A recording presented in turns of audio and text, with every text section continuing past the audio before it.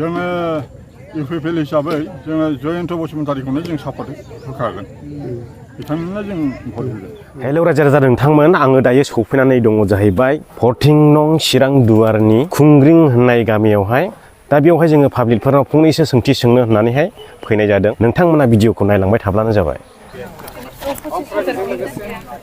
दा जोङो खुंग्रिं VCDCनि सिङाव थानाय दलफानि एरियानि जायो जोङो। दा दलफानि एरिया हिसाबै जोंनि दलफानियाव गं 10था गामि दं। दा बे गं 10था गामिया थांनाय 17 बोसोराव जोंनि बे एरियायाव जेबो डेभेलप गैयामोन। नाथाय थांनाय 2020 मायथाइयाव जेब्ला जोंनि बिटिआर सुक्ति जानानै मोनसे एकर्ड दाबाय, बे एकर्डनि गेजेरजों जोंनि दलफानि एरिया जथेस्थ डेभेलप जाबाय। जेरैयै बिपिएफनि आमोलाव जोंनि 10था गामियाव आइअए न'आ गंनैल' मोननो हादोंमोन। दायो जोंनि 10था गामियाव नैबे जोंनि इउपिपिएल सरकार जानायनिफ्राय दायो 58 आइअए न' जों मोननो हाबाय। आरो बेजों लोगोसे दायो सेंग्रेबेलनि लामा माखासे जानो थांगासिनो दङ। आरो बिदिनो फिसा बिला बायदिसिना MG एमरेखानि खामानि जानो थांगासिनो दङ। दा थिग बे हिसाबै जोंनि दलफानि हिसाबै जथेस्थ गोजोननाय दङ। आरो जोङो दलफानि हिसाबै बै समनि थासारिखौ नायोब्ला, दलफानि होनना बुङोब्ला जोङो सेलेखागुरि ओनसोल गोलैयो। दा सेलेखागुरि ओनसोल होननानै बुङोब्ला सेलेखागुरि ओनसोलाव जेनेबा बांसिनै जेनेबा NDPनि राजत्व होननानै बयबो मिथियोमोन। दा बै समनि जिथु थासारिया खोब गाज्रिमोन। जेरैयै जोंनि बर'नि अनगायै गुबुन सासे हारसा बा जिखुनु गुबुन हारि मानसिया थांनो हायामोन। नाथाय दायो जेब्ला बिटिआर सुक्ति जानायनिफ्राय जोंहा प्रमद सारनि माखासे नारा नाथा नाजानायाव मोनसे सान्थि परिबेस फैबाय।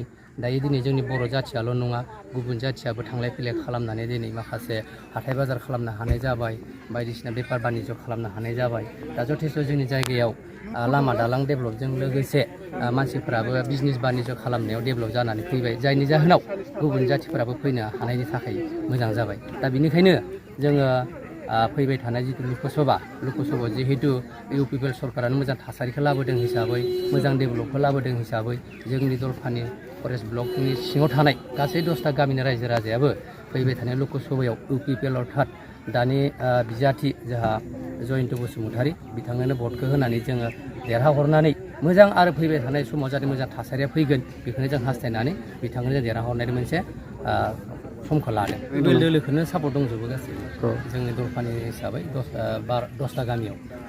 दाथ' जोङो बिटिआर सरकार जानानै जों गोबां माने फारफ्रोमनिफ्रायबो एसे एसे जों जौगानायखौ जों नुनो मोनदों।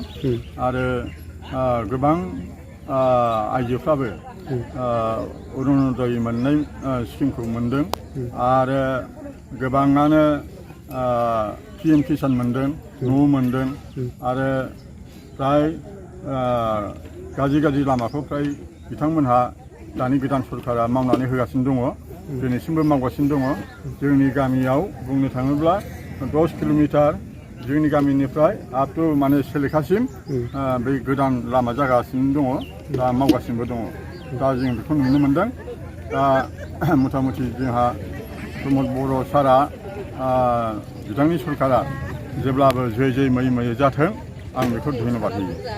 वाटार साप्लाइबो मोनदों।